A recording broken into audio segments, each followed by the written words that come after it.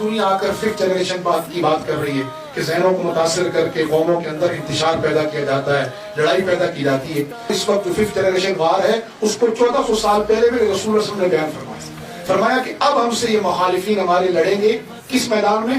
فرمایا یہ اب پروپیگنڈے کے ماس پہ لڑیں گے. یہ الفاظ ہیں میرے نہیں، رسول اللہ صلی اللہ علیہ وسلم کے. اور فرمایا کہ ہمارے جو نو مسلم قبائل ہیں یہ ان کو ہم سے بزن کریں گے، ہمارے حلیف قبائل کے کو ہم سے بزن کریں گے، ہمارے لوگوں کو جو ہمارے آس پاس بستے ہیں ان کی اور ہمارے درمیان نفرتیں پیدا کریں گے. پہلا انفارمیشن ڈپارٹمنٹ یا پہلا ISPR جو رسول اللہ صلی اللہ علیہ وسلم نے بنایا وہ 4 افراد پہ مشتمل تھا.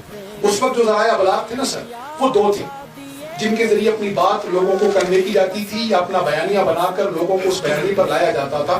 ایک تھی شعر و شاعری کے ذریعے اور دوسرا تھا خطابت کے ذریعے. رسول اللہ صلی اللہ علیہ وسلم نے 4 پہلے ISPR کے ڈائریکٹر، ڈپٹی ڈائریکٹر اور دیگر افسران میں لیٹسٹ لینگویج میں سمجھاؤں تاکہ ہمارے ہاں لوگوں کو یہ بات سمجھ میں آئے کہ یہ پیشہ کتنا مقدس ہے اور کتنی اہم ذمہ